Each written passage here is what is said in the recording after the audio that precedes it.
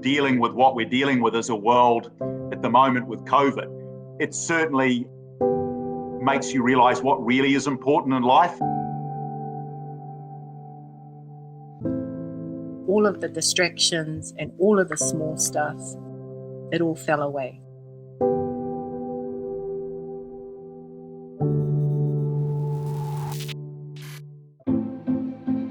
If we're thinking about what comes out of COVID, we have to do it fully informed.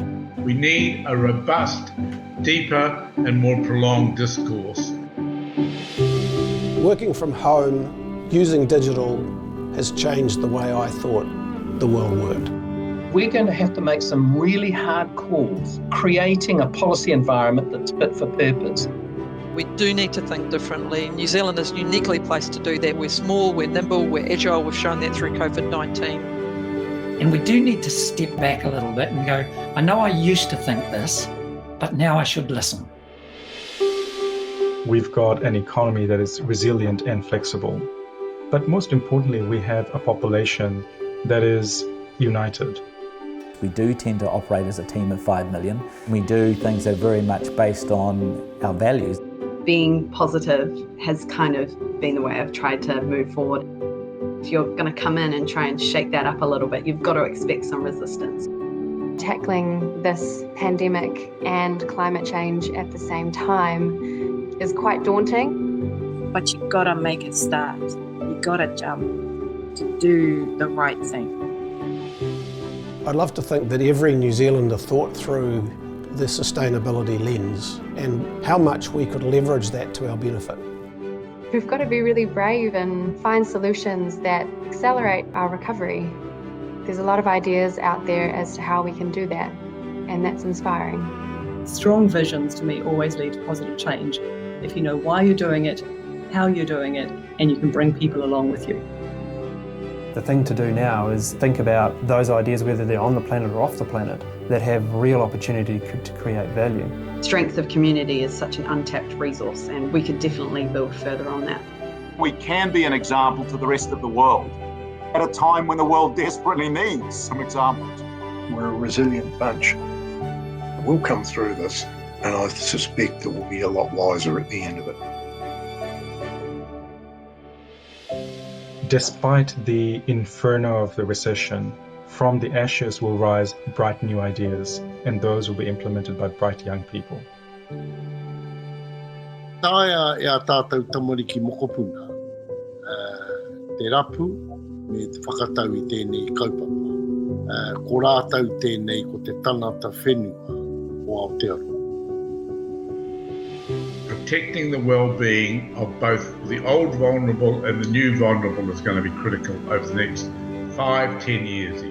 We're going to have to be extraordinarily mobile in terms of our future careers. How do we train and educate people for that future? I'd love to see a renewable electric New Zealand. Eco-villages around our whakapapa. Commit to the constitutional partnership with Māori, because I think that it could enhance and even lead the way. Fix the housing problem once and for all. Everybody in New Zealand needs to have a decent place to live. Utilise new ways of working so that we can be different to what we were. I hope that we're entering an era where people and the planet come first for us.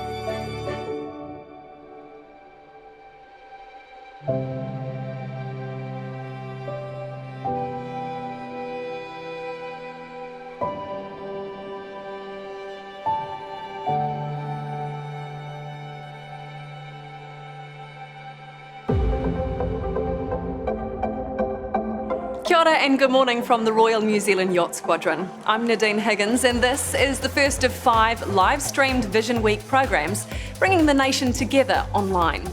The COVID outbreak continues to be a global tragedy, but our lockdown gave us a rare opportunity to look at where we're heading as a nation and perhaps reset our sights on what is important to each of us, our homes and communities, our work, education, transport, technology, tourism and our precious environment. From now until Friday, we'll be hearing from the Prime Minister and business and community leaders recorded remotely during level 3 and 4 restrictions. We also want to hear from you. Vision Week is a not-for-profit event to start the conversation about creating a shared vision for the well-being of all New Zealanders. It's not affiliated to any one business, government entity or political party, and the results will be made available to all Kiwis following the event. It's a free and open discussion for all of us, so please do have your say on social media, in our forums, or by emailing us, as we'd love to hear your vision for New Zealand. The best ideas will be included in this week's programs. Here are some thought starters. Here we are, the first country in the world to see the light, and as the world around us is a very disrupted and unusual place at the moment, my vision for New Zealand is that we can become a beacon for the rest of the world and how our society wants to behave and live together, where everybody has equal opportunity and everyone helps each other. I would like to help the efforts to halt climate change by investing in wind turbines. This will increase the amount of clean energy being produced in New Zealand. The thing I would like to see is the use of a congestion tax in New Zealand's busiest cities. This would be done with the addition of a discount when there were more people in a single car. Heavier carbon tax and staggered work and school start times in order to reduce greenhouse gas emissions due to traffic congestion. One of the things I'd like to see is solar panel loan schemes where New Zealanders could pay back monthly for less than their electricity bill costs. This would allow New Zealand to move towards a 100% renewable electricity goal. My vision is that Aotearoa New Zealand is a learning society. But becoming a learning society is about much, much more than just vocational training, tertiary education, and continuing professional development. It's about lifelong and life-wide learning that grows the whole human being, as together we all learn our way to being a truly sustainable nation. As New Zealanders, we need to keep reminding ourselves that we need to lift our bar and lift our sights beyond the horizon and see what we can do when Kiwis fly. Kia ora. Send in your vision for New Zealand to content@visionweek.co.nz or post online using the hashtag VisionWeekNZ.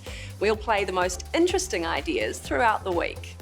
During our midweek programs, expert panellists debate issues of importance for all of us and answer your questions during live interactive Q&A sessions. More details on that later and on the Vision Week website. But first, the quiet of lockdown has refocused many New Zealanders on what is most important in life: family, community, and Aotearoa, the land we call home.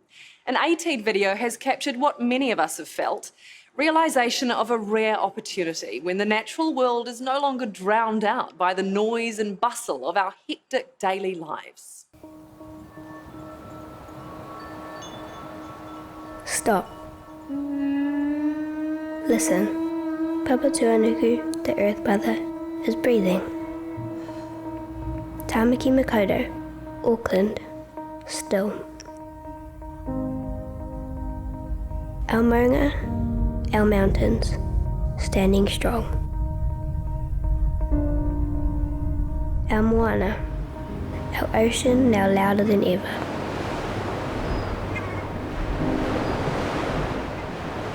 Our tui and our keriru now need not fight with the daily hum of our busy lifestyles. Our people's waiata, normally loud and joyful, now soft and distant, waiting for the right time to rise again. Our land renewing, replenishing, ready for your return. And our kai, our food, preparing to nourish. Enjoy time with your whānau, your families, your loved ones, and soon we'll unite again. Noho tawhiti tū kotahi. Sit at a distance, stand as one. We, our land, our waters, our people, we aren't going anywhere. dream, plan. And when the time is right, we welcome you. But for now, listen. Papa Tuanuku is breathing.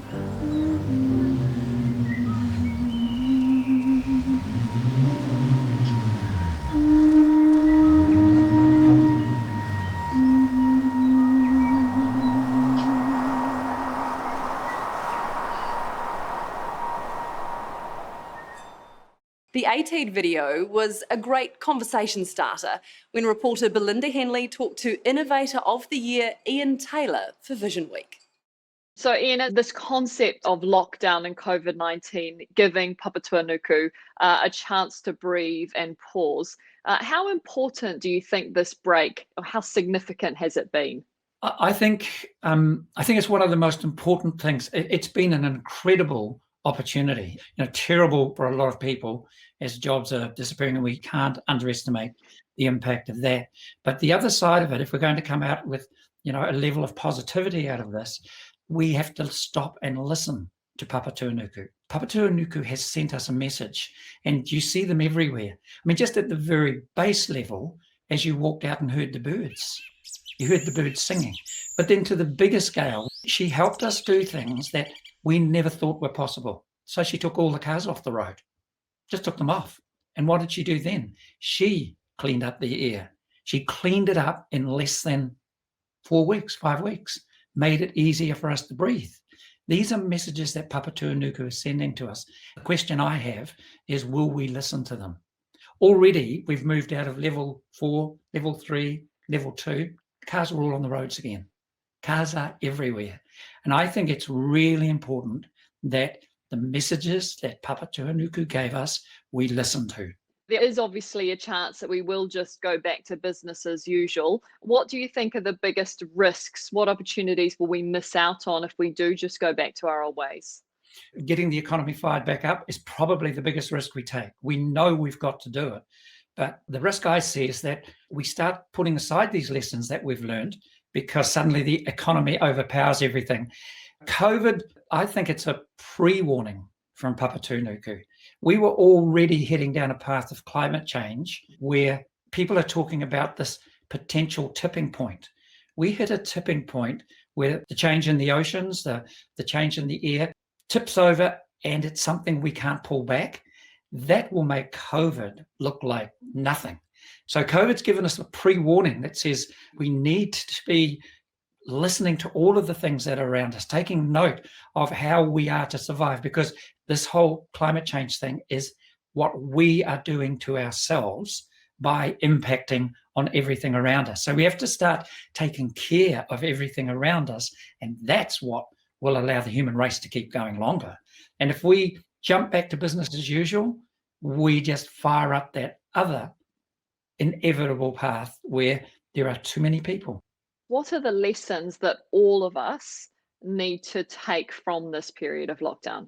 It brings me to another concept of Mother Earth, Papa Tuanuku, and it's He Waka Eke Noa. So He Waka Eke Noa means, we're all in this together. Papa Tuanuku, Mother Earth, the blue planet, is the blue waka. We are all on this waka together. And then again, in our kind of arrogance, we think of all being humans, but actually what Papa Tuanuku is telling us, we are all the animals, all the living creatures, everything about us. And in this short period, it's only been a couple of months, she's shown us the oneness on this waka of everything, not just us. And it's been interesting for me to watch macho world leaders describing this as a battle with Mother Nature. We are at war with COVID. Papa Tuanuku is not at war with us. She just is. And it's really interesting, the 8 countries that have responded the best to this have been, 7 of them have been led by women. It feels like it's more important than ever for us all to really respect our environment and to be working with nature and not against it. The real classic, the most recent one, is here we are trying to find tests for COVID. Well, a Labradoodle can walk up to a person and smell it in less than 2 seconds. There's another example of a seaweed that thrives off the southern waters around Stewart Island, and when used, it will reduce the carbon emissions or the methane emissions from animals by up to 95%. It's been growing in the waters for centuries. So I think if we really do take seriously the messages that Papatūānuku, she's just saying, hey, listen, I'm here. Now listen to me and start looking around you at what I've given you to solve these problems as well.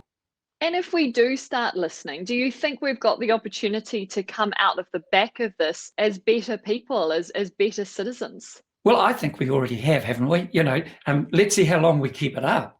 But it's just been such an irony, hasn't it, that, here we are in total lockdown, in total isolation, and yet we have communicated better with our neighbours than we have for years. Everybody's got stories of walking down those car-free streets and saying hello to their neighbours.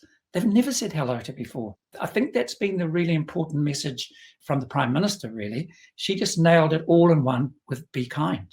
And if we can hold on to that, we will be better people.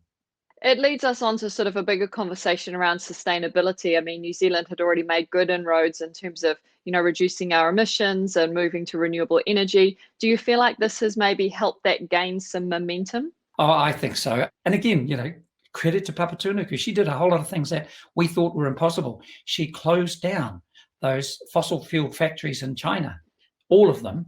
And I mean, even now you're seeing all the pictures in Wuhan. You're seeing all the pictures in Beijing, where for the first time they're seeing clear blue skies. I think one of the important ones that has come out of COVID is in the past 7 or 8 weeks, the only thing you've used money for is to buy food. So now you ask yourself, those factories that were closed in China, what did they make that was essential? Well, actually, they made a whole lot of stuff out of plastics that we didn't need to buy. We've just spent 8 weeks not buying them. And they're plastics that we then end up putting in Papatūānuku's oceans that pollute the oceans. I've just seen these incredible pictures of albatross that have died, and they are full of plastics. I'm sure those factories will be firing up. But if we're going to think about our rangatahi, our young people, they're going to start asking these questions. Why are you starting up those factories again with fossil fuels and making stuff we throw away? On tomorrow's program, we focus on the things that connect Kiwis: transport, technology and tourism. On Wednesday, energy, water, the environment and sustainability. On Thursday, our homes, communities and quality living. Then on Friday, we pose the question, where to from here? Tune in each day at 10:30. There'll be panel discussions at 11 and the opportunity to submit questions for the panel via our Visionweek forum on the visionweek.co.nz website. Jobs, businesses and New Zealand's economy have been severely battered by COVID-19 restrictions. And in the May budget, a $50 billion recovery package was announced to help reset and rebuild the economy. Reporter Greg Ward asked economist Shamubeel Yacob where he thinks that money should be directed. Shamubeel, if there was one thing you could change about the direction we are heading in, what would that one thing be?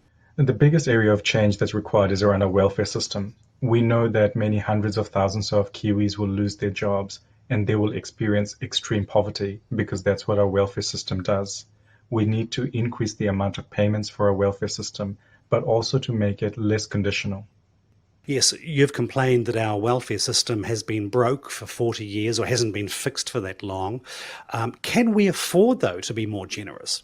I think we have to be more generous because the consequences of a welfare system such as ours is we ensure long-term poverty for those who fall into it.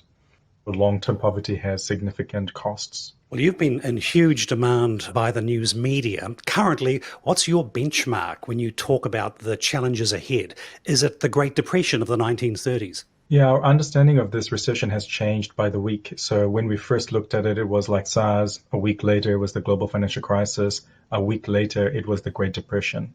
But we also learned lessons from each of those recessions. And that's why we're seeing central banks and governments around the world investing everything they can in their power to dent the recession and to drive the recovery.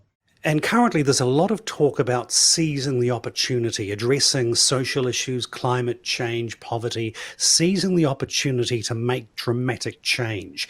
Is that wishful thinking or is it possible? I think some change is possible because we are going to find a window of opportunity where we're all united in dealing with the health crisis, but also thinking forward in terms of what it means for our children and grandchildren, because the consequences of this recession is going to go on for many decades to come. And it won't all be good news, that's for sure. But what's the best outcome we can hope for, say, within the next 2 years? How attractive will we be as a trading partner and destination? New Zealand is extraordinarily well placed. We are more or less on top of this disease, but more importantly, we have shown the amount of cohesion and our ability to work together as a country. That gives us an ability to work in a coordinated fashion.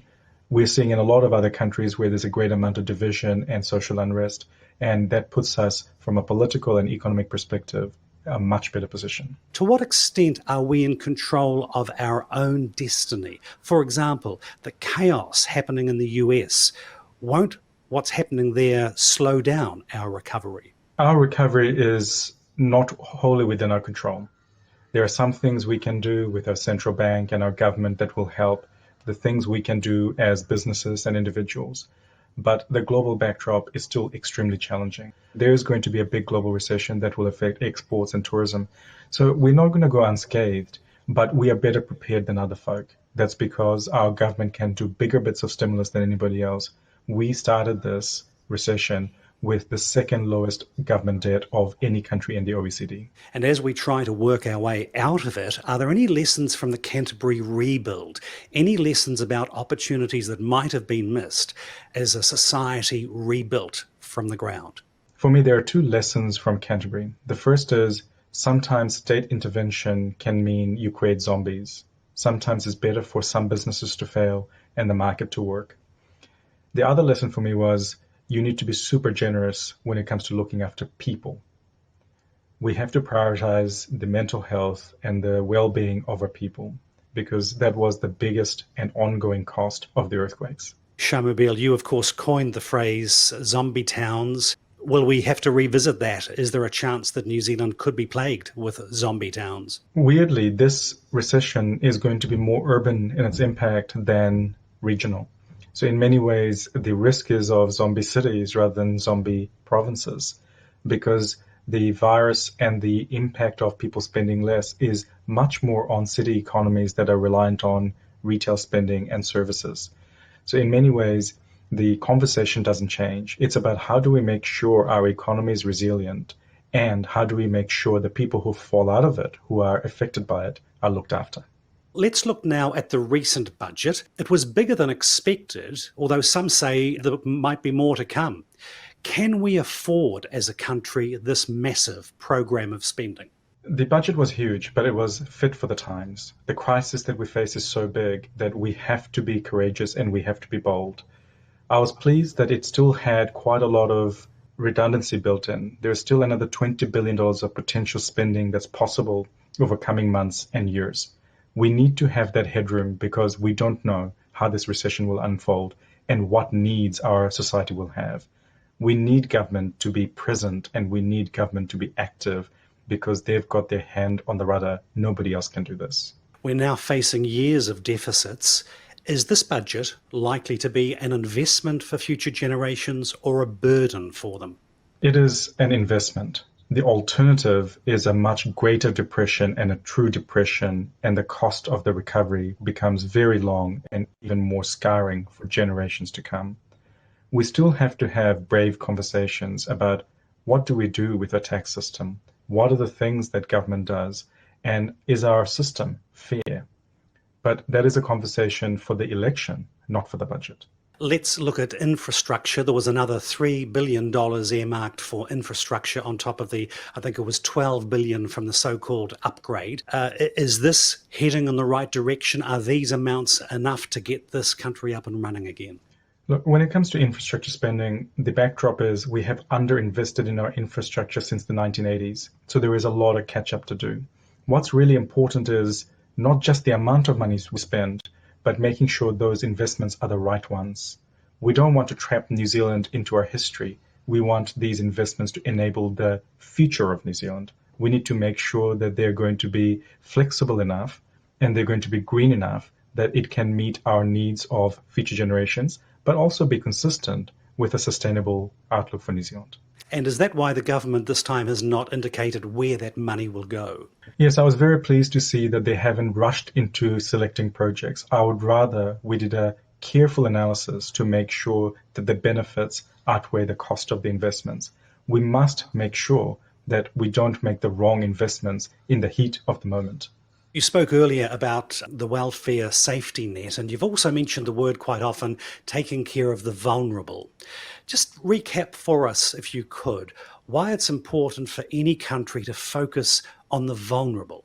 Well, in my mind, it's the sort of Gandhi quote, right? That every country is judged by how it looks after its most vulnerable. And that's because if you don't look after those folk, that's the group that continues to grow. That's where the poverty sits, and that's where you get the big social problems.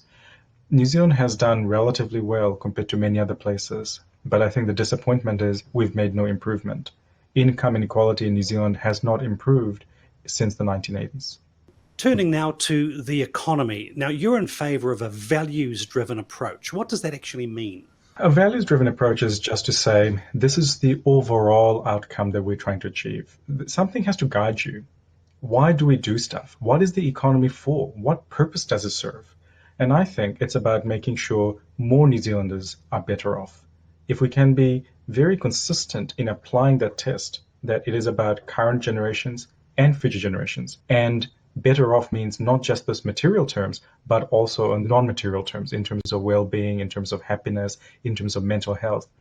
The thing that surprises me is that for a country that is so well off, we have such big issues when it comes to things like mental health and suicide. These are real reflections of the weaknesses in our society. The deep and significant effects of COVID have hit the disadvantaged in our communities the hardest. And at Visionweek, we've heard resounding calls for a future that prioritises the welfare of people and communities as a central focus. Rachel Taulele is the CEO of Kono, a Māori agribusiness entity owned by Wakatu Incorporation. Rachel also sits on the Prime Minister's Business Advisory Council, and she shared her thoughts on the importance of vision with reporter Belinda Henley. Kia ora, Rachel, and thank you so much for joining us. I want to start by asking you about the Māori worldview and why that is so relevant at the moment, particularly when it comes to long-term decision making. Look, what I would say about the Māori worldview is that you find as many differences as you do commonalities amongst Māori. So there's not necessarily one view per se, but what you do find is that there is a commonality in and around values and the way that we might think intergenerationally, and that we are, I would describe as being hardwired for collective responsibility for people. We have a particular relationship, obviously, with our land and our water. We revere them and we view them as our tupuna, our ancestors. So we love and care for them in a way that we might a brother or a sister or a grandparent or any other relation in that respect. So we have a very special relationship to our natural world. And through that, there's a set of values that I've seen play out amongst mainstream New Zealand in the last couple of weeks. So ideas of manaakitanga or generosity, of kaitiakitanga, of really caring for people in place. And I think that Māori don't have a mortgage on those ideas. We just have a particular relationship to the words themselves and how we conceptualise and use those. You talk about going back to the status quo. What opportunities do we risk losing if we do this? I actually don't think we will be able to go back to the way that we were.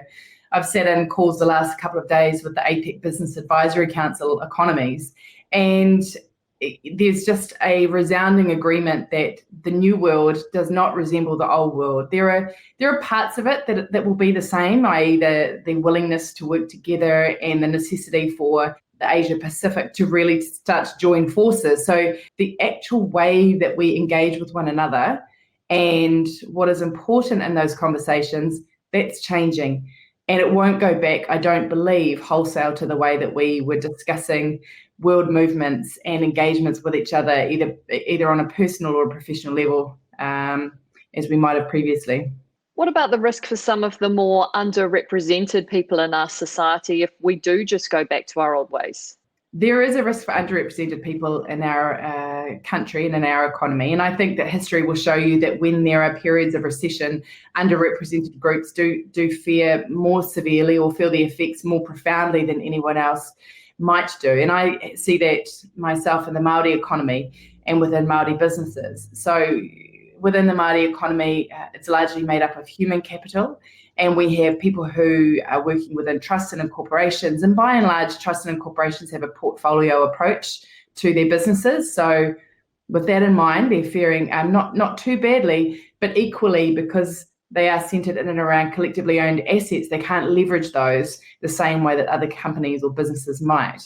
Then you have a whole raft of the Māori economy who are working within businesses and within roles and with industries that are more adversely affected by ideas of the future of work, or in this instance, you'll see them working within industries such as tourism, who are obviously wildly affected by COVID-19. So on a number of levels, whether it's the industry you work in, the role you have within an industry, the kind of organisation that you are, underrepresented groups are going to feel this more than you might find in the mainstream businesses.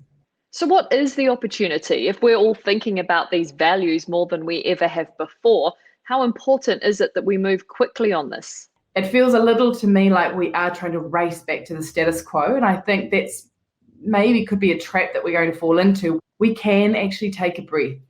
The world that we knew before COVID wasn't great for a lot of our economy, wasn't great for a lot of our people.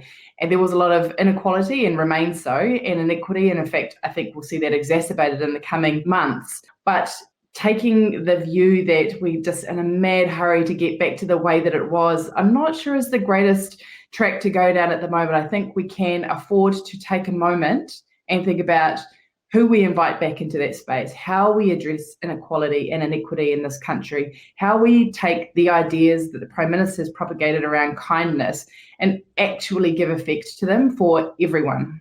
And the challenge now is, with a little more pressure released under the alert level system, how we take those values that we've seen play out so strong amongst all New Zealanders and carry those forward into the coming days, weeks and months.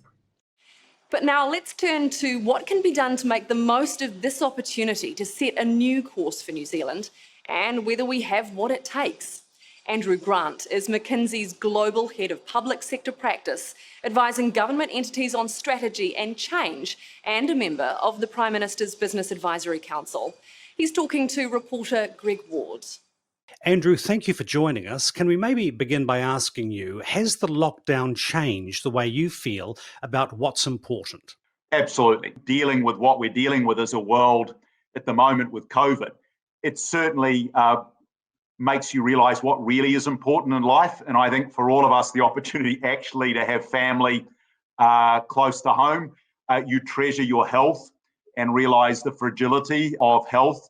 You also cherish great leadership. In terms of you understand that at great moments, great leaders step forward. And I think in New Zealand, we've been very blessed in terms of the way that the leadership has responded and handled this crisis. And I also think the true personality of people, of nations, comes to the fore. And I've been enormously proud. I think we've all been proud as New Zealanders that many of the things that we believe are special about Kiwis, our resilience, our preparedness to do the right thing under pressure, our ability to be gracious and kind and to think about others, I don't think we did too bad a job. You know, human mortality is fragile, and let's not waste the moment and the time that we have. Well, we are now looking to people like you to help guide us as we head off in possibly a new direction. What do you believe is the direction we should take? I think for me, a lot of our future can also be found in our past. I think historically as a nation, we've played the big points quite well. When you look back, for example, in the first the first depression that really hit New Zealand was in the late 19th century. And our first Minister of Labour, a gentleman, Edward Tregear, created what was then a world first around the equivalent of a job centre. So here was this certainly first to a young nation sense of dealing with an economic downturn. And our response was to be human, to be gracious, but to be bold and to innovate. In these challenging moments in history, when we're dealing with new problems, New Zealand's always had a human response, but we've also innovated around institutions, around new to the world thinking. And for me, as we look forward, I think I'd love that those characteristics are to the fore again.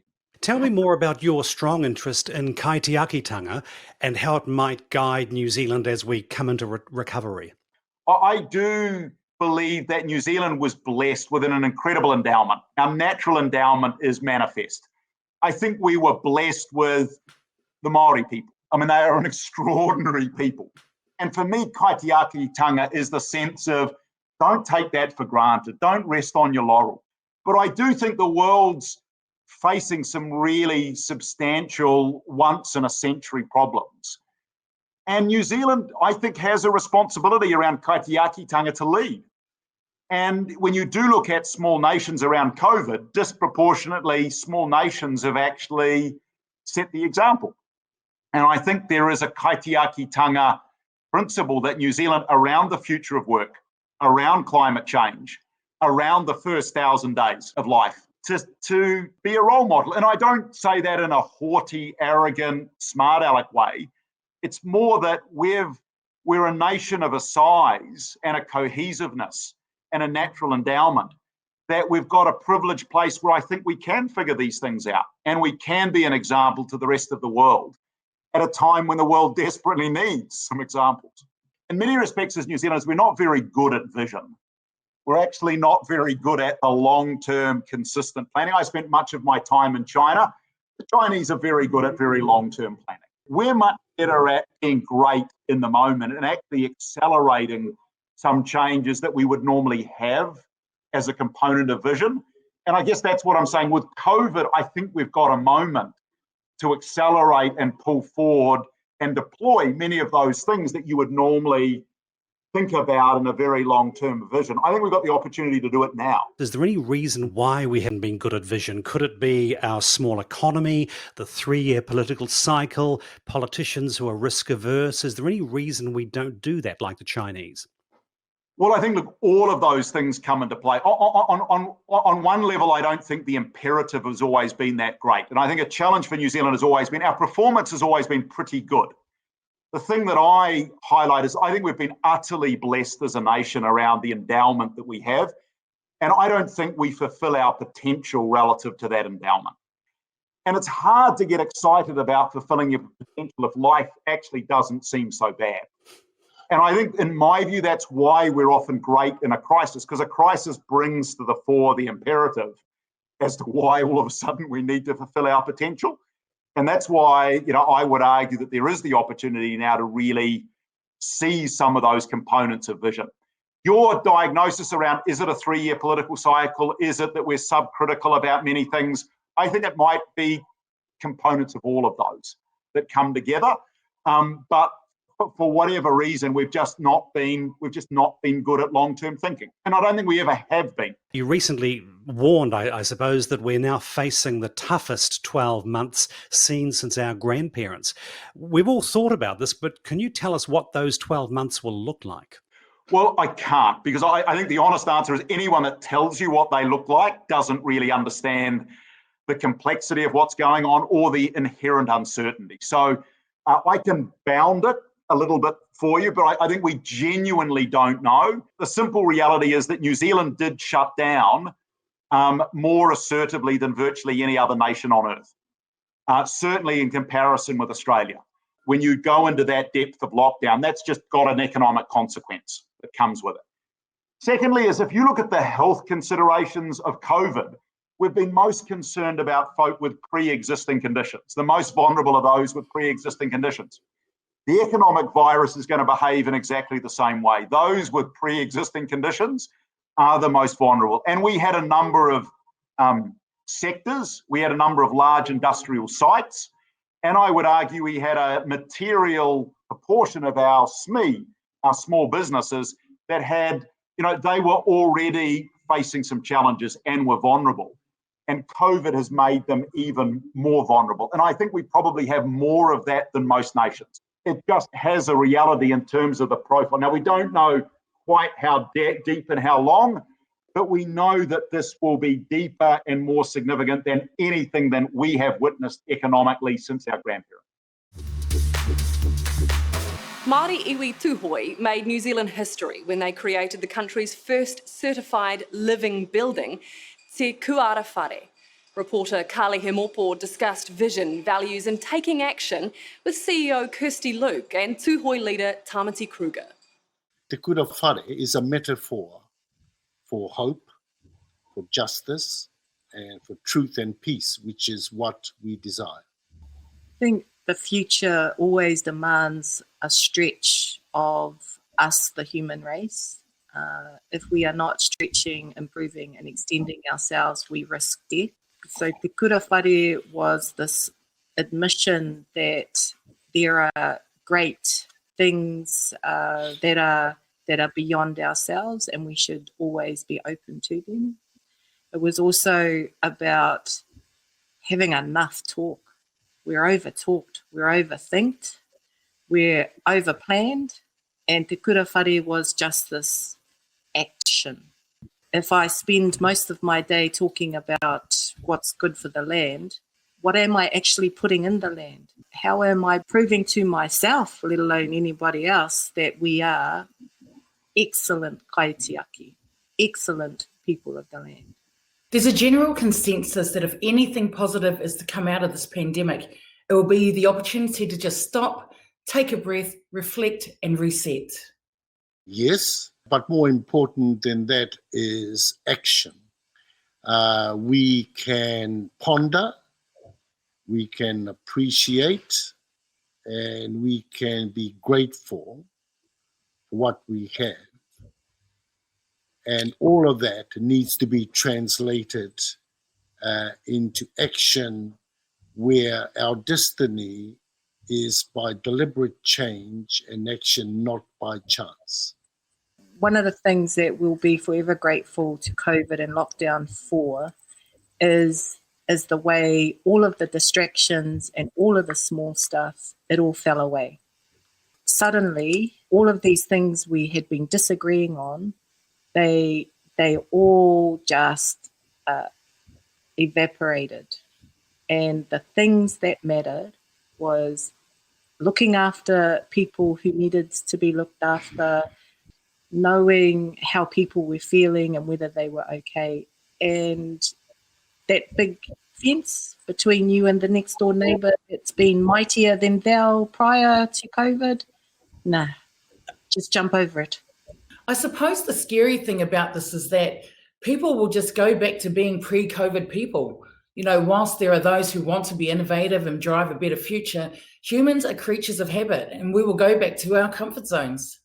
We've never been driven as Tūhoi people by the persuasion of a majority vote. We act on what we feel and believe is the right thing to do. Things need to be changed for the good of humanity and the good of the world and for the good of our children. We're not seeking a mandate from a majority. The only majority that one requires is courage. You're watching Visionweek, bringing the nation together online. If you haven't already, please send in your 20 to 30 second video ideas for New Zealand's future to this address, content@visionweek.co.nz, or you can post it online using the hashtag VisionweekNZ. Helping New Zealanders live happy and healthy lives and investing in promising startup businesses has been the mission of Warehouse Group founder and chairman of Team New Zealand's America's Cup defence, Sir Stephen Tindall. The Tindall Foundation supports families and social services, environmental initiatives, and encourages employment and enterprise.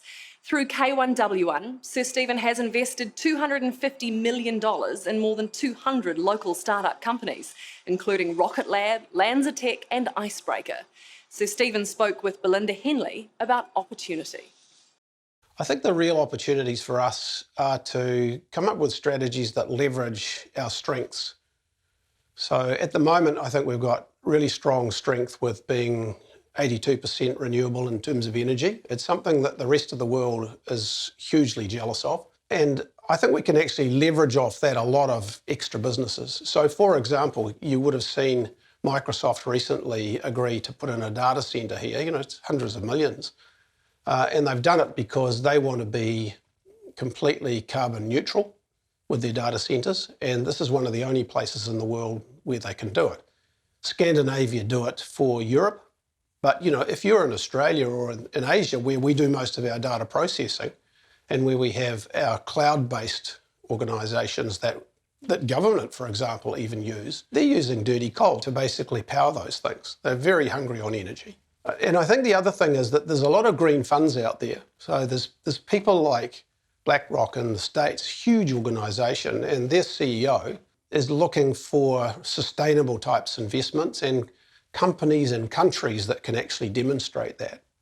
So I think on the back of that kind of theme, there are so many things we can do as a country. So food, which we're already doing well in, our food exports are already up. We can keep supplying really good, clean, green food. Then off the back of science, we can do a lot of other things. And I've kind of seen with my involvement with both Rocket Lab and Team New Zealand that, if you use what I would call 21st century technology, and we actually gear up as a country to actually utilise and leverage that, we could do so much more than we're doing right now. So for example, if we took a countrywide approach to 5G, 5G is an incredible quantum leap in technology as what you can do online. We could be kind of the first country that embraces it, and we would attract so much other investment in New Zealand from corporations, I think, all over the world, based on our clean green, reducing carbon attitude, and on the basis that we are sort of smart Kiwis. If you took, for example, the money that the government just put in the budget for the Cook Strait ferries, right?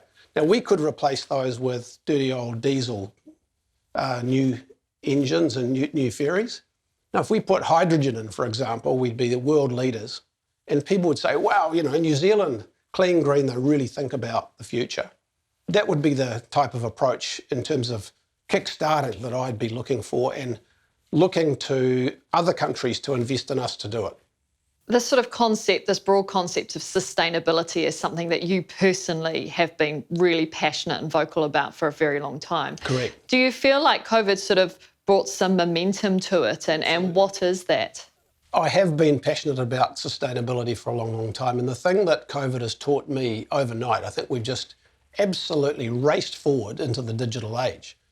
So I and everybody I've been dealing with, we've been doing everything on Zoom. We haven't been having to use air travel. I was on a call this morning with 18 people. It's so easy, and it's so efficient. So, and if you think about doing that on a business basis with people overseas, which I've been doing as well, first of all, you're pulling your carbon footprint down really radically. You're that much more efficient, and you've got time to do other things. So if you come out of lockdown, you can probably do your 8-hour day in 6 and have a couple of hours to walk on the beach. It's a good thing. What needs to change? How can we get to that 100% renewable? There's a couple of things. First of all, we've obviously got to retire anything that's to do with coal. So that's kind of Huntley. And the industrial coal that we use in dairy factories and even schools, they burn coal for warmth. So we've got to retire those. That means a lot more geothermal, wind, solar. But also there is a smart way, pump water uphill when electricity is cheap, so overnight, and basically fill the dams so that we're reusing the water. So, if you look at what the ICCC said when they looked at how we could become 100%, there are ways of doing it, and we could do it. If you could change one thing, what would it be? I'd love to think that every New Zealander thought through the sustainability lens and how much we could leverage that to our benefit. Because there's huge corporations around the world that want to invest in that. They want to impact investing into green things. We could be the microcosm of that in New Zealand for them to learn how they can do it in their country. Rob Campbell is no stranger to speaking his mind, especially when faced with a challenge. A former unionist, Rob rose to become one of New Zealand's leading professional directors. He's the chairman of the board for Sky City, Tourism Holdings and Somerset Group, amongst other important roles. Greg Ward asked Rob whether business should be focused on getting back to normal. Rob, as we come out of lockdown, many businesses will be wanting just to get back to normal as fast as they can. Why don't you believe that's a particularly helpful approach? Well, I think there's two things about it. One is that we all took our own book. So the people who are saying, oh, the country needs to open up, actually mean it will be better for me if the country opened up. The people who are saying we need to get back to are usually saying, really, it would be better for me if we could get back to. So I think you've got to learn to look through the calls for change. They're not sort of nationally motivated or socially motivated. By and large, they're motivated by what suits us. For example, in my case, it would suit me if we had pretty quickly opened the casino again straight away. And if we had not stopped tourists coming into New Zealand, it would have been very helpful for Tourism Holdings. But it would have been madness. So we didn't do it. Nobody complained about it. And we've got to take some of that attitude forward, I think. The second thing I'd like to say about it is that, do we want to go back anyway? I think we've got to be careful that we don't just try and recreate what we had. And ideally, to me, we would try and create a better society and a better economy than we had. And simply putting things back in place might well be a mistake. Well, what we did have was all built around globalization. Do you agree with those who say COVID-19 will bring down the curtain on globalization?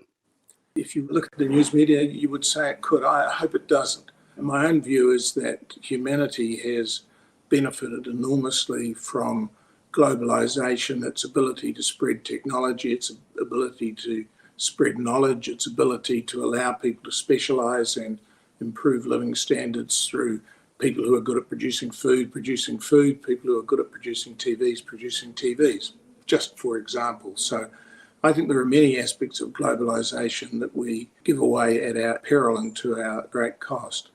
There were negatives of globalisation for many people around the world. New Zealand probably was more a beneficiary than a victim, but I think with the right global attitude towards trade, towards fair trade, and towards fair treatment of people within economies, globalisation should still be something we aim at. We like to talk about a nation of 5 million. Better to think about a globe of 5 billion, I think. The critics, though, say that it makes us vulnerable and it threatens our sovereignty. Is there anything that we can do to reduce vulnerability? Look, I'm sure you can, but there's a cost with it. I think we have to accept that the world is interconnected. We're learning that through issues like climate and environmental damage on a much wider scene, that the world is closely interconnected, whether we like it to be or not. I don't think you could put the cork back in people's desire to move around the globe, either in search of better lives or in search of holidays. That will continue to happen, and standing aside from it's not really an option. It's about how we participate most effectively in those things for New Zealand. Well, as we come out of lockdown, there's naturally a great deal of excitement about government-funded infrastructure projects, but you've got an interesting perspective. You say the focus shouldn't be necessarily on infrastructure, it should be the more vulnerable businesses and the more vulnerable people. What's wrong with starting at the top? Starting at the top is part of what used to be called the trickle-down theory of economics, where you put money in at the top and it will be wisely spent and the poor peasants at the bottom will benefit eventually as it trickles down. That's always a theory that's a whole lot more appealing if you're at the top doing the trickling than it is if you're at the bottom being trickled on. That's first bit. It doesn't actually flow down evenly. Funnily enough, the people at the top grab a fair bit on the way through, so it's not necessarily all that effective. Secondly, when you're adopting that kind of approach, you are entrenching the way you've done things in the past. So that, for example, in this environment, if we go back to building more roads, building more bridges, doing kind of infrastructure, I saw one politician the other day suggesting that we start going back exploring for petroleum, for example. And look, there are GDP benefits from doing that, but there are environmental destruction effects as well that happen. If you put all this money into large traditional infrastructure projects, they take a long time. You very quickly find you don't have the local labour to support it, so you have to start importing labour, and we get back on the same treadmill that we were in before about high house prices, skills shortages. All those things happen within weeks or months of these things kicking off. So the most effective thing, in my opinion, to do is to make sure that the majority of that money goes into the bottom, that it supports people to have a decent life, to improve the health systems, to improve the education system, to improve the skills programs. Now, the government at the moment is trying to do a balance between that. It's getting inundated with calls from vested interests to spend money on me, and my firm will do this and my firm will do that. They're doing quite a lot of that, arguably a bit too much in my personal view, but they're trying to balance it. But a lot of the criticism is, well, this money's going to be wasted out in the communities. I don't think that's right. I think you much more effectively build it up from below. Just to take one thing you said, I don't think we should be spending too much money supporting vulnerable businesses, because businesses can be vulnerable for any number of reasons. Some are that the business is not any good. Some are that the world has moved past them. Some are that it's just a temporary thing. If it's just a temporary thing, and supporting the business is a way to support a good lifestyle and to support some employees and to support communities, yes, I think we should be doing that. But a blanket support for businesses just because they're losing money is a road to misallocating resources. It doesn't solve any problems and probably creates new ones. Well, is there any infrastructure project or projects that you do believe deserve urgency? For example, you're in tourism, a decent road into Queenstown would be good. I'm in Auckland, some storage for our lack of water would be good. What about you? What infrastructure would you like to see treated with urgency?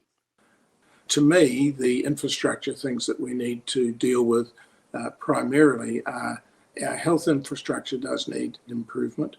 I believe our water infrastructure across all forms of water requires improvement, investment and enhancement. And I think there's also a lot of spending we can do in a wider environmental sense in our rural and our urban communities, like cleaning up the Waitemata Harbour, cleaning up our rivers, all of those sorts of things. That will generate jobs, it will improve our lifestyle, it will give work to companies who are oriented towards those kind of things. But I think we've got to be careful not to spend a lot of money going backwards. Where I think we need to direct our attention to is to having a much more overall productive economy. And that's largely to do with what the policy settings of government are, what the legal structures are within which we work. So that's, I think, where we need to have a lot more attention. At the moment, we're debating, should we put money here or should we put money there? Whereas often it's the regulatory structure that is far more important. You know, do we have the right health board system? I think the answer to that's quite obviously no. Do we have the best organisation of our critically important agricultural industries? I think it's pretty obvious that the answer is no. We can all think of places of strain within agricultural industry. Do we have the best structure for our tourism industry? And I think already you can see tourism companies, tourism operators saying, you know, maybe we don't. Maybe some of our, if you take a place like Waitomo, where Tourism Holdings has an involvement, where really a successful, sustainable tourism industry there does require a combination of the interests of the local hapu, the Department of Conservation, the private operators, the transport people into and out of it. But the world would not be better if we built a 4-lane highway into Waitomo and took thousands and thousands and thousands of more people in there. And I think you can think of other places around New Zealand where developing a more cooperative attitude and cooperative structure between deliverers of tourism services, employees in tourism services, and the conservation interests, for example, local authority interests, getting a bit of balance there would be more important. Restoring business confidence will be vital to New Zealand's recovery from COVID, and business will be looking to our leaders to establish a strategy to guide their decisions. Belinda Henley asked technology entrepreneur Rod Drury how important it is to move swiftly in establishing the nation's priorities. Yeah, well, I reckon the world's changed a lot. It has over the last 5 or 6 years, where our natural kind of big brother trading partners are kind of going down a different path than us. So I think it's time for us to really drive our own strategy. So I'd love to see a renewable electric New Zealand as a clean platform, and then so much new opportunity comes over the top of that. A lot of people like yourself have talked about never waste a good crisis. What do you mean exactly by that? Well, I think what we're seeing is that ideas that you think might take 5 to 10 years, they're all being compressed down to probably a 2-year time frame. There's an incredible focus now on what are the best use of the sort of crisis money and the crisis thinking that's going on, so that we position ourselves for the future. The big thing is a lot of the ideas aren't new, but now there's so much focus and everyone's sort of on the same page. Now's the time to really move and be bold. I mean, to that point, how important is it that we act with speed, that we act on this opportunity now? Well, it's super important that we act with speed because, if you're employing 40 or 50 staff, you can't have months of not paying them. So, we think about these sort of 3 waves. What are things we need to do, to get the health outcomes right, and made good progress on that. And the second wave is what do we need to do right now to get jobs started? So what are those shovel-ready projects? But we don't do crazy stuff. We want to do things that sort of, makes the boat go faster. And then the third wave are what are those important projects that set up this new New Zealand for the future. What opportunities do you think we run the risk of losing if we just return to normal, return to the way we went about our business? Well, I think that New Zealand has been doing that for a while. I don't think we've had a national strategy for some years, and there's no kind of vision that all New Zealanders are kind of swimming towards, right? So now that people are really thinking about the future, there's a time to get quite crisp. We know it's going to be environmentally friendly, and I think people are really wanting to see investment in infrastructure to make things better for us and for the next generation. Do you think there's an opportunity for New Zealand as a country to really lead the way with some of this stuff? I mean, globally, countries are grappling with similar things on very different scales, obviously. But do you think New Zealand is in a position to really kind of put itself at the forefront of some of these changes? Yeah, New Zealand is so interesting. We're quite timid with some things, and then we're really brave with other things like sport. When we lead, New Zealand really likes that. And what I've seen is that New Zealanders get really excited when you can unify behind a purpose, and that's, I think, the role of leaders. But you don't expect the government to have all of the ideas. They really won't. The nature of people that are doing that are quite different from those that do really sort of push the boat out. If you can put an idea out there, get a discussion going, then the politicians can see that there is a bit of a mandate for some of these things. So getting out there, contributing to the discussion, writing articles, commenting on articles, I think is really important to speed things up. It's an interesting point that you make. Do you think as New Zealanders we kind of underestimate ourselves a bit, that we need to aim a bit higher? Yeah, and I think that's, with what we did at Zero, there was so much sort of poo-pooing at the beginning, but once we, started to score some runs, you can see that you can be world class. So I think, especially business leaders that have built good export businesses know that we can be as good as anyone else, because when you meet your competitors or other people in industry, yeah, they have massive scale, but they still think the same, they're still the same people. And I think our competitive advantage with New Zealand is we do tend to operate as a team of 5 million, and we do things that are very much based on our values. That's when we're most successful. And I think most New Zealanders also want to give back to the country, far more so than those countries with larger populations. So pulling all of those things together, I think, gives us a great opportunity to absolutely lead, and what a fun thing to do for the next 20 years. What do you think are the businesses and the industries that are going to really thrive in the coming years, and perhaps what will be their sort of shared values? But because of our value of the environment and equality, we will always look after people. So I think building people-led solutions to this COVID crisis will absolutely be noted. We're definitely going to be leading on digital. And what's super interesting is even though total employment may fall, you may see organisations that, maybe there's 50 salespeople that won't be working, but there'll be another 20 people hired in IT to build their digital supply chains. So, again, as a country, if we're involved in this global digital supply chains, then we may be able to grow our employment through this process, or certainly some sectors will grow and be very strong. Just lastly, obviously the broad topic for this is talking about the vision and the vision for New Zealand, looking into the future. Some of this stuff is going to be long-term change, long-term projects. What do you think really needs to happen in the next few months, in the next sort of 3 to 6 months? What do you think we really need to get moving on? So I think the big thing now, there's been lots of ideas talked about, and you're not seeing a lot of pushback on some of these ideas. So it's what's the mechanism to make them move. If we want speed, I think business has shown it can move with speed. The government's shown some real leadership in some areas, but it needs to build that relationship with business now so it can make a decision quite quickly. And business will provide air cover for decisions. It's a great place for ideas. There's a lot of people that can help. They're used to having governance structures and all those sort of things, so you do the right thing. They're used to communicate, so you bring everyone with you as well.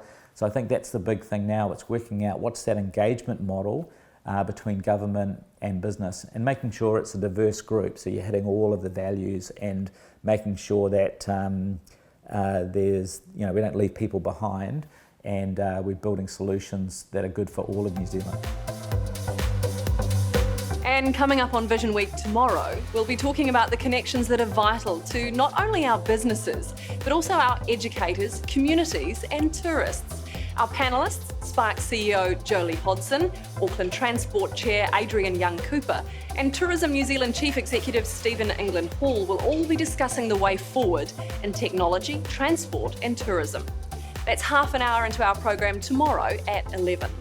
If you want to ask our panellists something, you'll be prompted to go to our Vision Week website forum to submit your questions, and they'll answer as many as possible during a live interactive half hour from 11:30. When it comes to science and technology, it could be argued that New Zealand punches well above its weight. And one of New Zealand's most accomplished and internationally recognised scientific minds is Professor Sir Peter Gluckman. Sir Peter was the first to hold the office of Science Advisor to the Prime Minister. Sir Peter is also the President-elect of the International Science Council. Most recently, he's been outspoken about New Zealand's response to COVID. He spoke to Greg Ward and Vision Week about the role our nation of 5 million Kiwis has to play on the world stage. So Peter Gluckman, thank you for joining us today.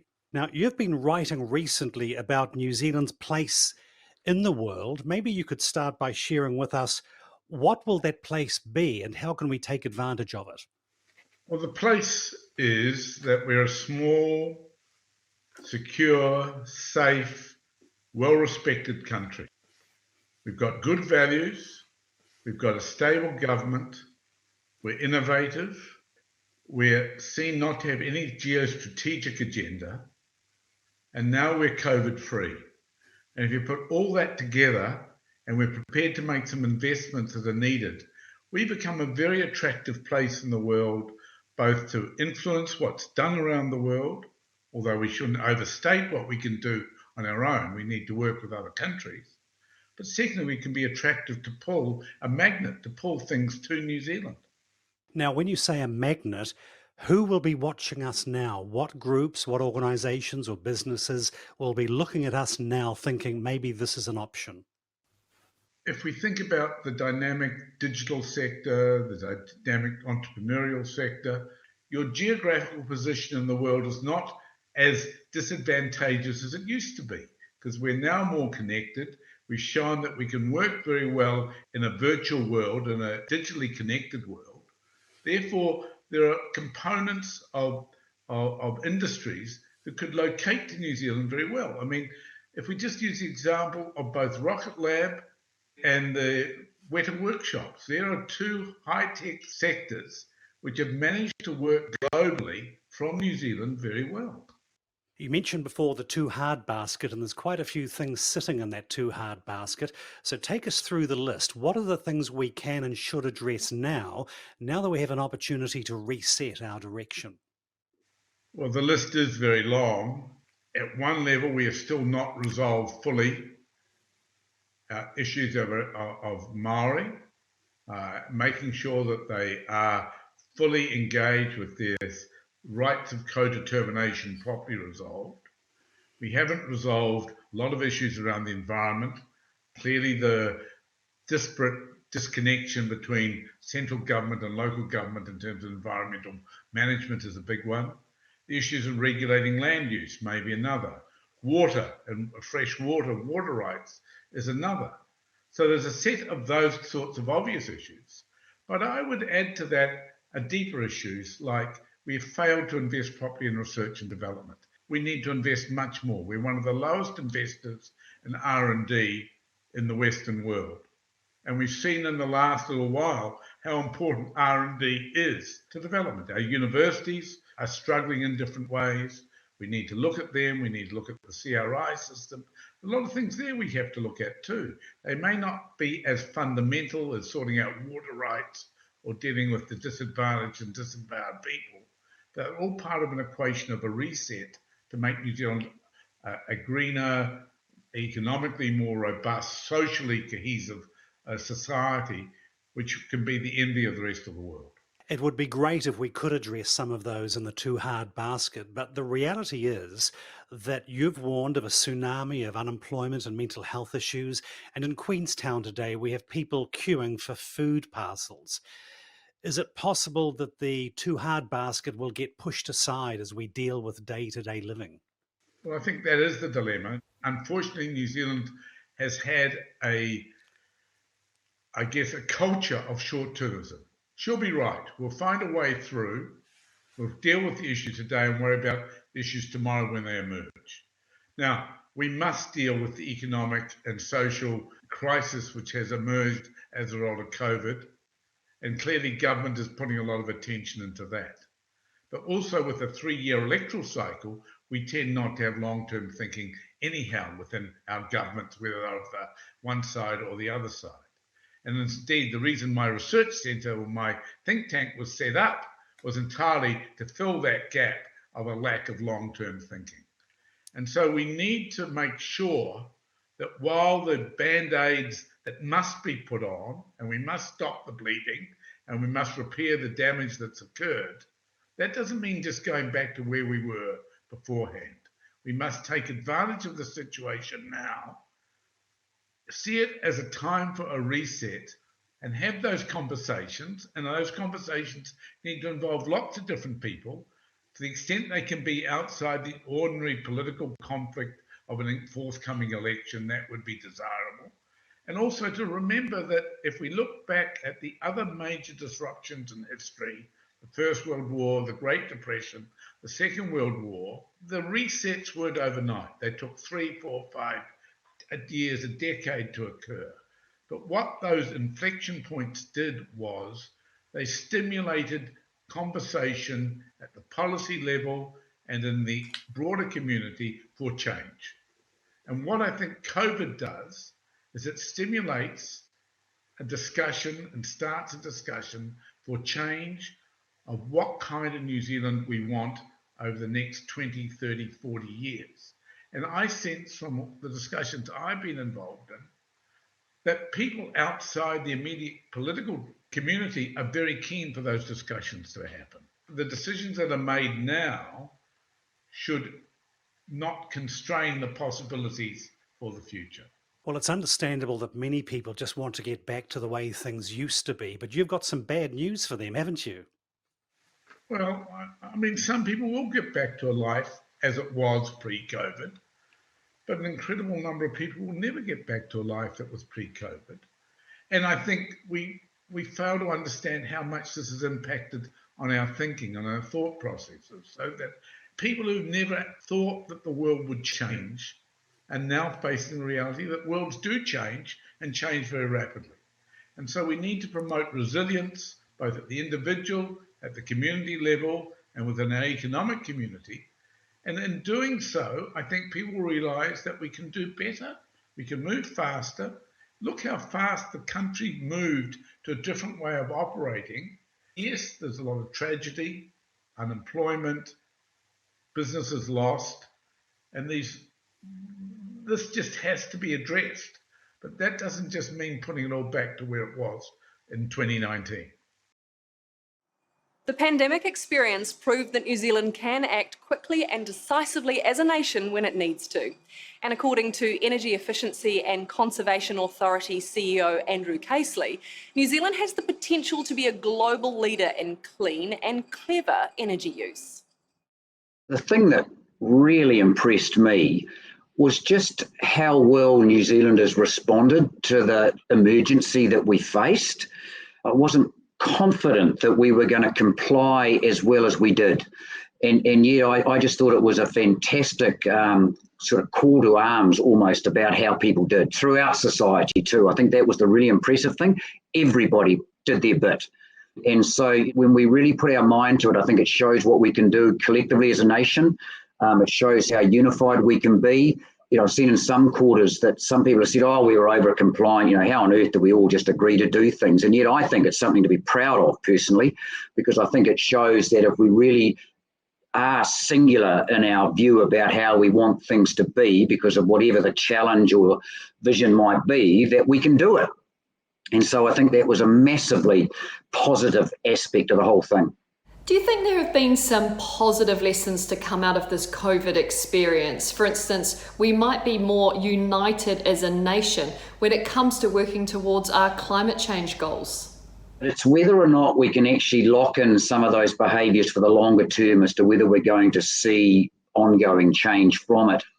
The issue for me is that we all reacted extremely well to what was clearly an emergency.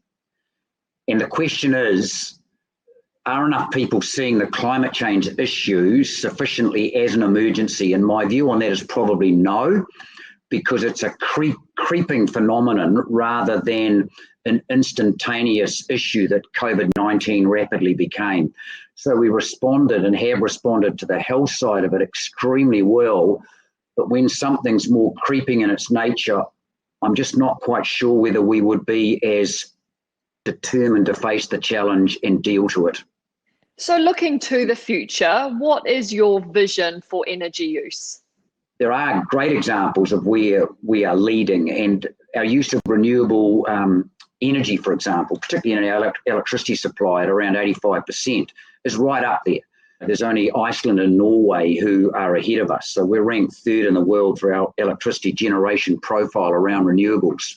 And the other one is clean and clever. We need to be smart about how we use energy. It doesn't mean going without, it just means being clever about how we use it. Don't use more than we need to, know how we can use it efficiently, and when we are going to use it, seek to use renewable sources of supply wherever we can.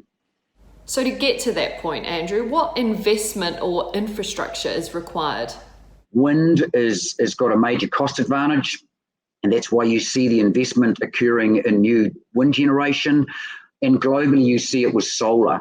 I think a lot of people query, as I do, whether large-scale solar is ever going to have the cost benefit in the New Zealand context, just because of the price of our land, for example, and some of those issues, and perhaps some of the sunshine hours that other parts of the world have that are better than ours, and particularly 365 days a year, opposed to our more seasonal natures of it. What would you like to see happen over the next year as part of our COVID-19 response? We need to make sure that as we invest now, we invest not only from a COVID recovery perspective in terms of jobs and economic activity, but also the transition to a low carbon future. And are you optimistic? Are we moving in the right direction? Cautiously optimistic. And I say that because I lived in Christchurch during the earthquakes in 2011, and I saw a lot of ambition at that stage to rebuild better. And I don't think we achieved anything like what was possible there. I know that there were some reasons for that, and I think there is potentially some things to our advantage out of the post-COVID scenario, but it won't just happen through a desire. It needs to be quite deliberate, and therefore we need to be quite deliberate about it, or we'll look back in 5 years' time and say, that was an absolute missed opportunity. If you could set a new course for New Zealand, what would your priorities be? And if I look at some of the deep-seated issues that we've still got in our society now around housing, around levels of poverty, and particularly child poverty, around even some aspects of our health system, that, you know, we all know that problems exist, that they need to be addressed, but that we're struggling to make the progress that we'd like to. If we had the same level of determination and commitment as a nation to those sort of issues, that would be just a fantastic residual outcome of the experience that we've been through. If you could change one thing, what would it be? I think it would be more for our political system to work collectively on the issues that they all know are important and have as part of even their manifestos to address and deal with. More cross-party collectivism, as I would describe it, to address our deep-seated, challenging issues that our society is crying out to have addressed. The New Zealand Green Building Council was formed 15 years ago with the objective of promoting environmentally sustainable buildings.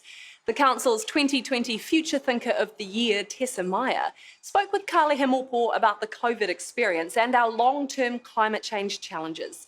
Tessa is a corporate social responsibility advisor with Panuku, Auckland Council's urban development arm. It's definitely been a thoughtful time.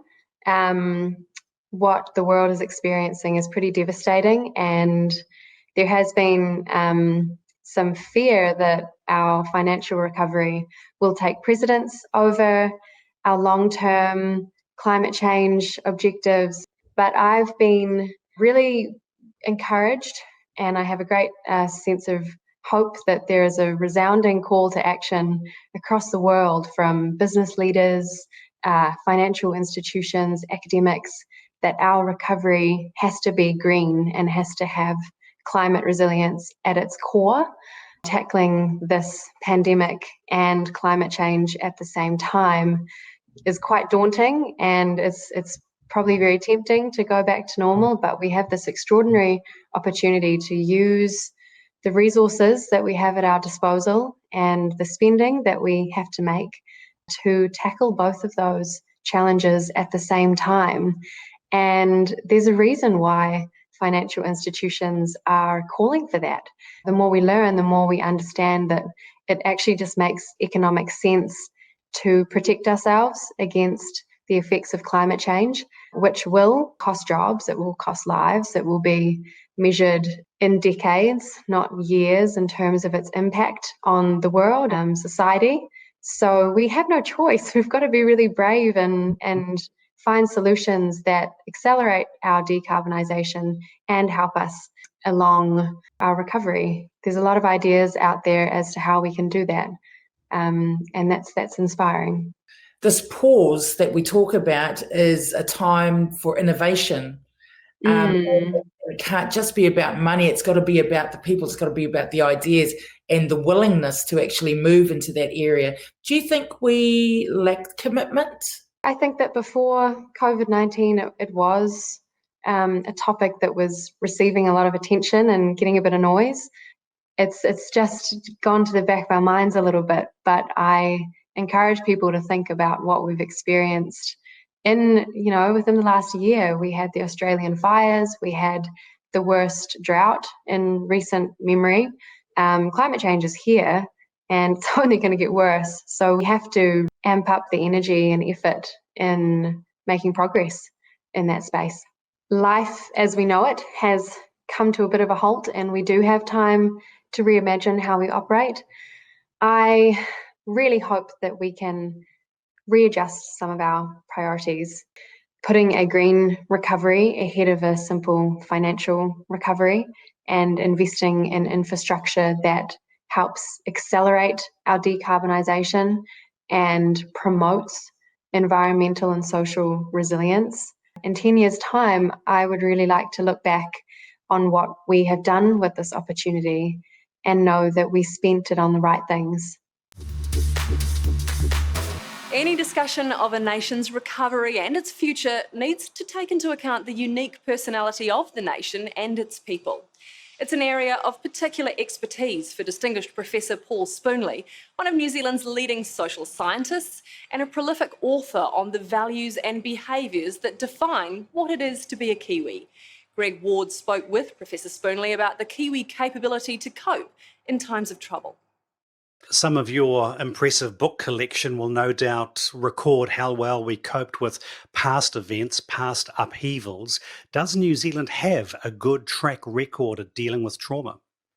It does. The history of this country, going back to the 1918 flu epidemic, coming through to the Great Depression, the global financial crisis, 2008, 2012, in all of those, we've seen New Zealand as a small, relatively nimble country able to react to and to develop new policies that fit what has occurred and to replace what has occurred in terms of some of the negative consequences. So you still rate us for our ability to be resilient?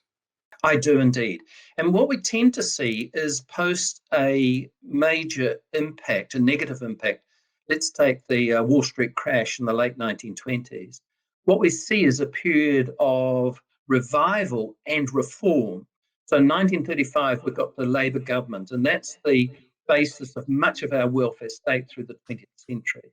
So I think there is always a moment where you can say, yes, we need to do something different, and we need policies and politics which enable us to do that. And yes, on occasions, New Zealand has shown itself enormously resilient and able to deal with these major shocks to its system.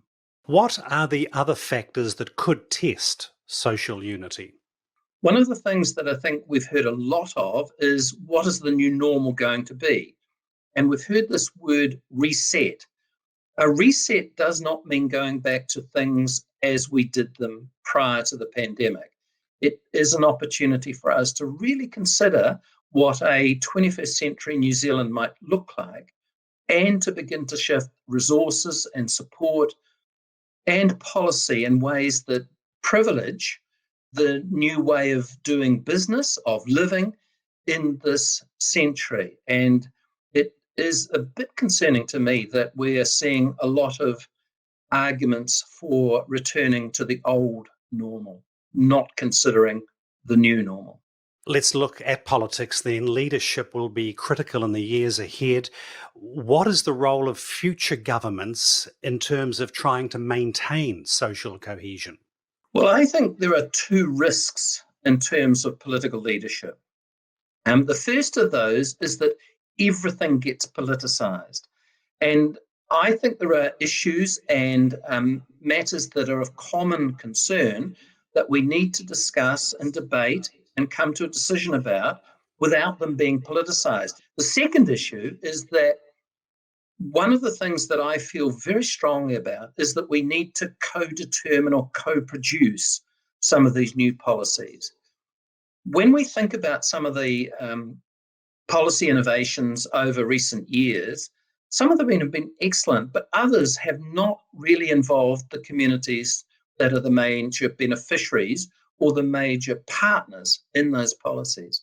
So couldn't we really agree that we need to make sure that some of those communities that are going to be impacted are involved in the process of producing those new policies?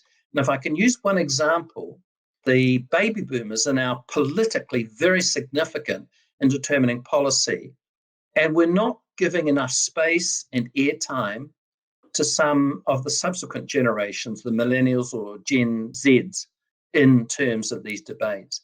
And that's an important intergenerational tension that I think we really need to address if we're going to get policies that really create a future for our children and grandchildren. You're sitting there in your office today. You've been very busy watching events unfold. How are you feeling? Are you feeling apprehensive, uncertain about what lies ahead, possibly even excited and invigorated by what might be about to unfold? How are you feeling right now? I'm feeling excited because I think there is a moment now when we begin to talk about our systems, our policies, and the way in which we are going to operate in the future in a way that probably we would never have had without the pandemic. So it's one of those moments in history when a crisis has asked searching questions of us as a country. Why I would get depressed is because if we move to a new environment where everything got politicized, where we didn't have these important policy debates about what's important, if we went back to the old normal, then we've lost that opportunity, and that certainly would depress me.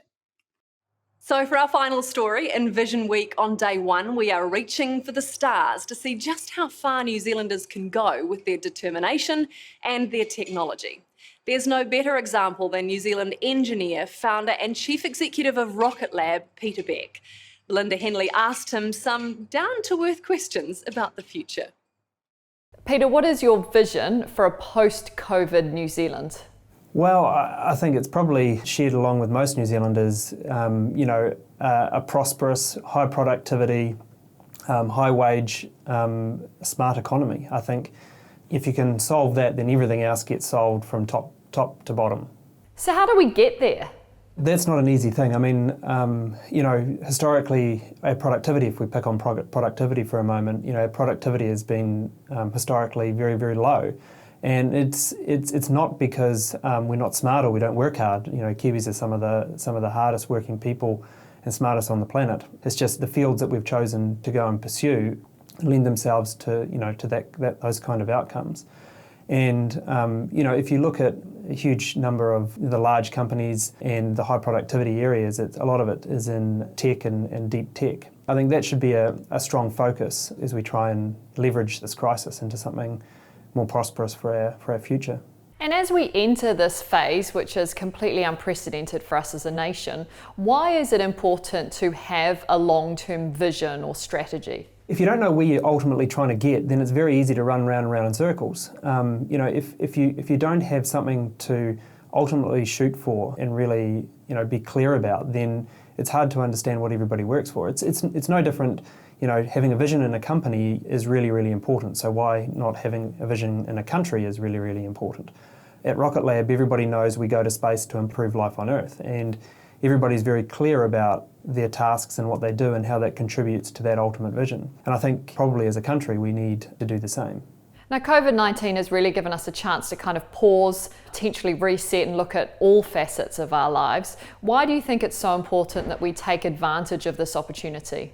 I'm not sure it's so much of a pause because it's certainly a giant interruption which causes you to think, is this the way that we continually want to go? And in some cases it will be, and in other cases, it's a good opportunity to think about going in a different direction. But I think it's important in something as major as this event that really takes stock of where we are as a nation. The world has changed, how we fit into that changed world, and create a plan to go forward about how we think we can exploit the opportunities that are there in the new world. And if we don't sit back and think about some of those things, take stock as you talked about, what opportunities do you think could be lost? Well, I think it would be very disappointing if we went back to the same old low productivity, low waged economy. Sectors of our economy are under tremendous pressure right now, like tourism. So that's a real opportunity to think about, do we want very low-end camper vans with people pooing in the bushes, or do we want to set ourselves up as a country for a much higher-end clientele that can contribute much more wealth into the society? So those are the kind of things I think that it would be a good to take stock of. I haven't got the answers for that, by the way, and I'm not saying that we should stop the lower end of the market, but certainly there's an opportunity to build some infrastructure at least for the higher end of the market. So where do you think maybe we need to up our game a little? The area that New Zealand, in my view, has always struggled with, especially from an entrepreneurial standpoint, is just thinking big enough. Thinking, actually we can take on the world, we can go after these really big projects and these really big problems, resource them correctly with capital outside New Zealand, inside New Zealand, and build large global enterprises. That's where you can create a lot of value. If you take Rocket Lab, for example, we're a US company, have been for many years now. We started in New Zealand. We employ 500 Kiwis, and although our headquarters is in America and we're a US company, the value that's created down here is enormous, and all the capital, or the majority of the capital, actually came from the venture capital community and overseas investment. But it would be hard to argue that there hasn't been tremendous value created. Not only is the 500 high-paying jobs, high productivity, new sectors, it's all goodness. So I think we just need to be careful about ruling things out like overseas investment and being a lot more global in the way we think about solving these really big problems. But most importantly, not being afraid to go after the really big problems, because everybody else in the world is. If we sit back and don't have the boldness to go after these big opportunities, then we'll remain a low productivity economy. Our very own rocket man, Peter Beck there, talking to Belinda Henley. And if you want to watch anything again, longer versions of all our interviews will be made available on our website. Vision Week continues tomorrow at 10:30, where I'll again join you from the Royal New Zealand Yacht Squadron. We'll be talking about connecting New Zealand, the transport, technology and tourism that's so vitally important in our homes and communities, our work, and in our defence of the America's Cup next March. Remember that you can send in your vision for New Zealand or ask questions of our panellists in our live Q&A sessions. Until I see you again tomorrow at 10:30, ngā mihi nui, hei pōnā. That is our sole purpose, I guess, out of COVID-19, is to continue to accelerate and improve the connections across New Zealand into the future. And I'm really excited about this idea that the economy is going to increasingly thinking about society and humanity, and actually equal and fairness for more people to get into roles that actually give them a really great opportunity to contribute and feel valued in their roles. Suddenly we realised that it didn't matter how many lessons you sent out. If that electronic highway, the internet, didn't go past their house at the right speed or the right size, and some places didn't even go past their house, you couldn't teach them. Everyone's seen what it looks like to have clear skies, so I think that's a goal that all of us in New Zealand can sign up for. One of the things that we'll be forever grateful to COVID and lockdown for is the way all of the distractions and all of the small stuff, it all fell away. I mean, I'd love this idea of New Zealand becoming the first carbon zero or carbon positive destination on the planet.